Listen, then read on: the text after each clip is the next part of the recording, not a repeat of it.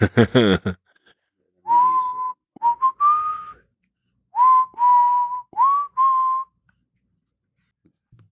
thought you were going to finish it.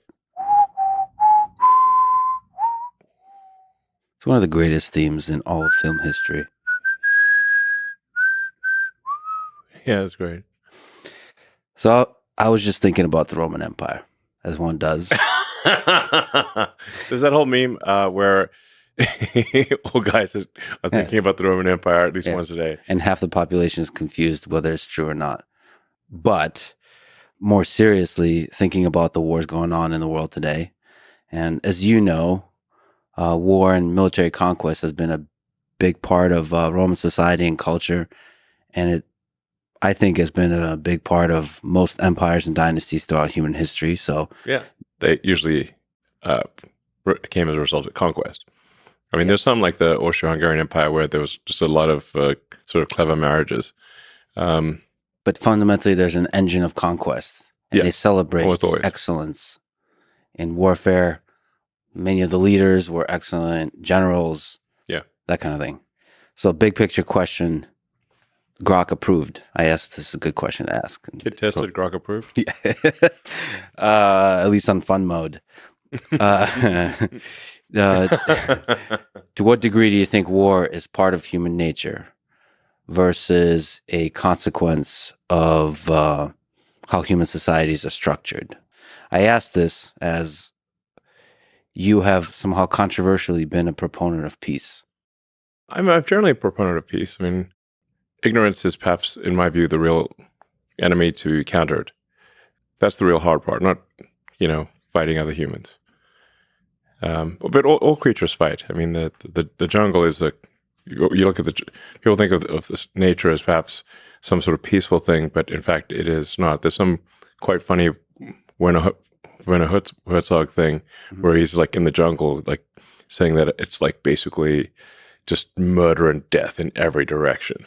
I mean, the plants and animals in the jungle are constantly trying to kill and eat each other every single day, every minute. So it's not like we're unusual in that respect.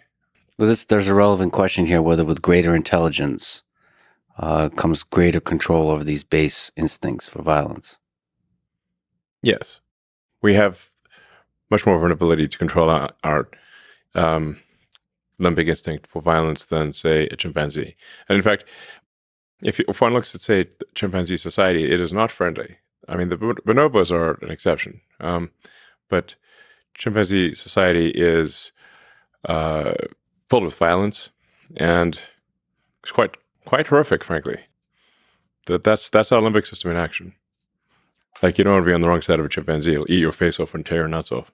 Yeah, basically, there's no limits or ethics or the Romans had just war. There's no just war in the in chimpanzee societies. Is war and dominance by any means necessary? Yeah, chimpanzee society is like a primitive version of human society. They're not like peace loving, basically, at all.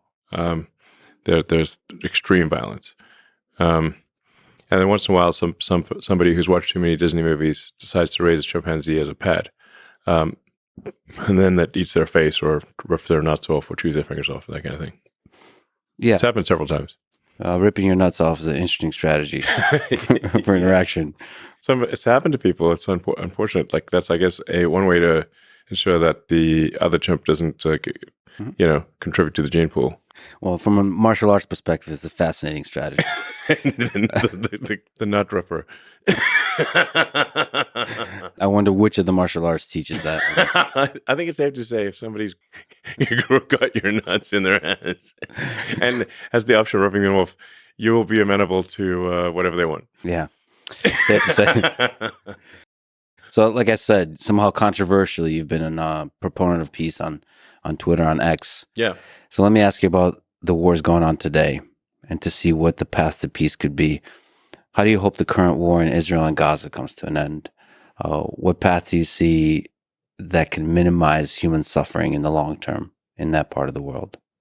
Well, I think that part of the world is definitely like if you look up there is no easy answer in the dictionary. It'll be that like the picture of the Middle East, and Israel especially. So there is no easy answer. and what my this is strictly my opinion of is that the goal of Hamas was to provoke an overreaction from Israel. They obviously did not expect to have a military victory, but they really wanted to commit the worst atrocities that they could in order to provoke the most aggressive response possible from Israel, and then leverage that aggressive response to rally Muslims worldwide for the cause of Gaza and Palestine, which they have succeeded in doing. So the counterintuitive thing here, I think that the thing that I think should be done, even though it is very difficult, is that I would recommend that Israel engage in the most conspicuous acts of kindness possible. Everything. That is the actual thing that would thwart the goal of Hamas. So in some sense, the degree that makes sense in geopolitics, turn the other cheek, implemented. It's not exactly turn the other cheek, because I do think that there's, I think it is appropriate for Israel to find the Hamas members and, either kill them or incarcerate them. That's something has to be done because they're just going to keep coming otherwise. But in addition to that, they need to do whatever they can. There's some talk of establishing, for example, a mobile hospital. I'd recommend doing that. Just making sure that there's food, water, medical necessities, and just be over the top about it and be very transparent, so that people can't claim it's a trick. Like just put a webcam on the thing, all 24/7. Deploy acts of kindness. Yeah, conspicuous acts of kindness that are unequivocal, meaning they can't be somehow, because Hamas will then their response will be, "Oh, it's a trick." Mm-hmm. Therefore, you have to counter how is it not a trick. This ultimately fights the broader force of hatred in the region. Yes, and I'm not sure who said it. It's an apocryphal saying, but an eye for an eye makes everyone blind. Now that neck of the woods, they really believe in the whole eye for an eye thing. But I mean, you really have, if you're not going to just outright commit genocide, like against an entire people, which obviously would not be acceptable to really shouldn't be acceptable to anyone, then you're going to leave basically a lot of people alive who subsequently, hate Israel. So really the question is like, how, for every Hamas member that you kill, how many did you create? Mm-hmm. And if you create more than you killed, you've not succeeded. That's the real situation there. And it's safe to say that if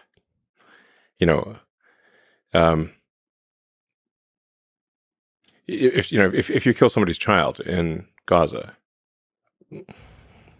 you've made at least a few Hamas members who will die just to kill an Israeli. That's the situation. So, but I mean, this is one of the most contentious subjects one could possibly discuss. But I think if the goal ultimately is some sort of long-term peace, one has to look at this from the standpoint of, over time, are there more or fewer terrorists being created?